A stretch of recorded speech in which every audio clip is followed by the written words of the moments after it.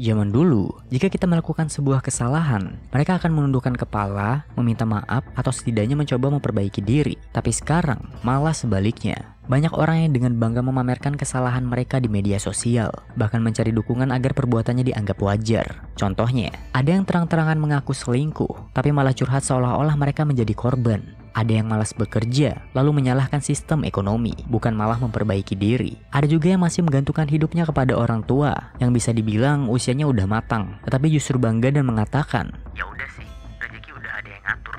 Kita semua tahu, ini bukan masalah individu aja. Ini sudah menjadi fenomena sosial. Budaya malu yang dulunya berfungsi sebagai rem moral, kini perlahan menghilang. Bahkan, yang salah seringkali lebih vokal daripada yang benar. Pertanyaannya, apa yang menyebabkan ini terjadi? Kenapa sesuatu yang dulu dianggap salah, sekarang malah jadi kebanggaan? Nah, di video kali ini, kita akan bahas nih tentang semuanya. Yuk, langsung aja.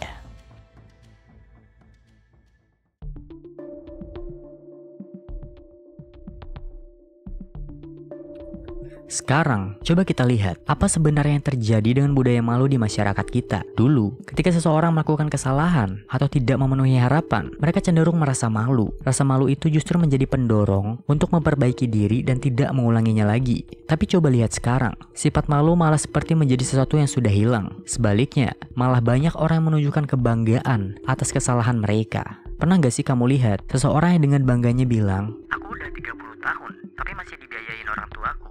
Nggak masalah kan?"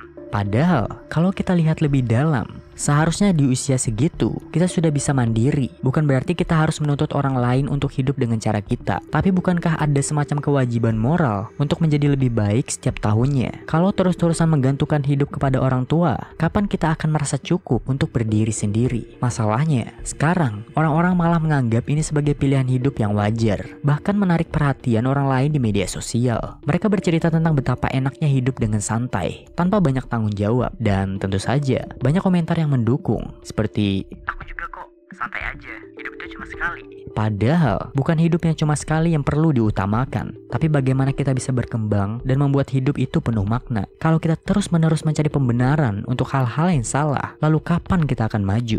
Media sosial sekarang udah jadi ruang publik yang luar biasa besar. Semua orang bebas mengekspresikan diri dan membagikan kehidupan mereka. Yang lebih mengkhawatirkan, banyak orang yang menganggap ini sebagai tempat untuk mencari validasi. Mereka tidak lagi peduli apakah yang mereka lakukan itu benar atau salah. Yang penting adalah seberapa banyak orang yang mendukung atau memberi like pada postingan mereka. Coba kita lihat, fenomena orang yang mengaku malas bekerja. Mereka mungkin udah berada di usia yang seharusnya punya tanggung jawab, tapi justru memilih untuk tidak melakukan apa-apa, lalu mencari pembenaran atas kebiasaan buruk mereka. Di media sosial, mereka membagikan kisah hidup mereka sambil mengatakan, "Daripada gaji UMR, mending tidur di rumah aja." Sebenarnya, kalau itu tidak cukup, mungkin saatnya cari cara lain untuk menghasilkan uang lebih banyak, bukan malah menyerah dan berkata bahwa semuanya tidak adil. Yang lebih parah lagi, banyak komentar yang datang mendukung pola pikir tersebut, seperti, "Gue setuju banget, gaji segitu malah cukup untuk hidup." Tanpa sadar, mereka sedang memelihara mentalitas yang salah. Alih-alih mencari solusi, mereka malah mencari pembenaran. Dan ini bukan cuma sekedar masalah pribadi lagi, ini masalah sosial.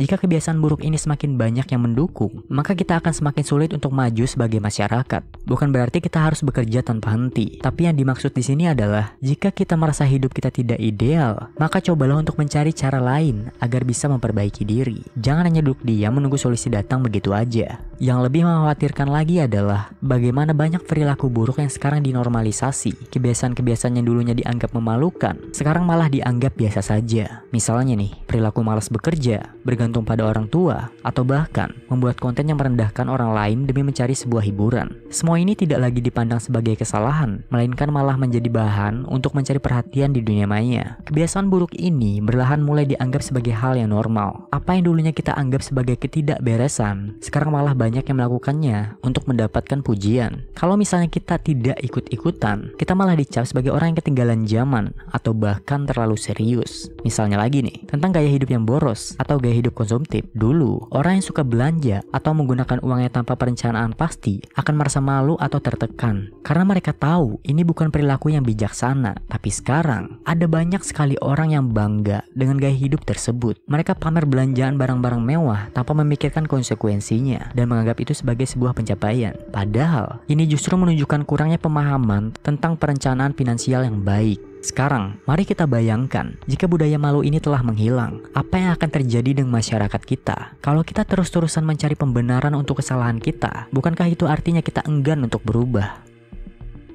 Ada beberapa konsekuensi yang bisa terjadi. Pertama, jika rasa malu itu hilang, maka banyak orang yang akan semakin tidak bertanggung jawab atas tindakan mereka. Mereka akan terus-menerus mencari alasan untuk membenarkan setiap kesalahan yang mereka buat. Dan kalau ini terjadi dalam skala besar, tentu saja ini akan berdampak buruk bagi perkembangan sosial kita. Kedua, standar moralitas kita bisa semakin menurun. Apa yang dulunya dianggap salah, lama-kelamaan bisa saja dianggap wajar, bahkan dianggap normal. Dan ketika hal itu terjadi, kita akan sulit membedakan antara yang benar atau yang salah. Ketiga, semakin banyak orang yang hidup dalam delusi. Kalau terus-menerus didukung oleh lingkungan yang salah, mereka akan sulit melihat kenyataan. Mereka akan merasa bahwa apa yang mereka lakukan itu sudah benar, padahal itu justru merugikan diri mereka sendiri.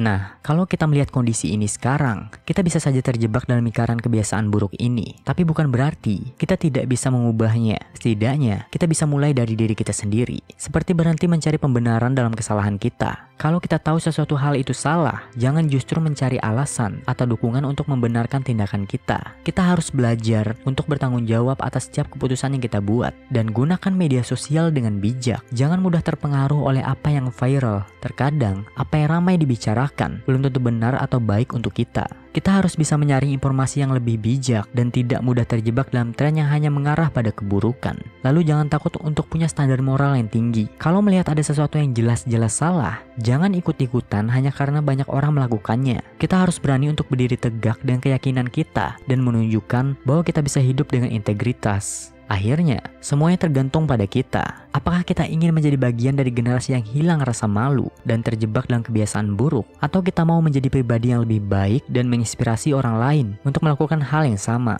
Malu itu bukan musuh kita. Malu itu justru alat untuk mendorong kita untuk menjadi pribadi yang lebih baik. Jadi, jangan biarkan malu hilang begitu saja. Kita semua berhak untuk berkembang, dan itu dimulai dengan cara kita melihat diri kita sendiri dan dunia di sekitar kita.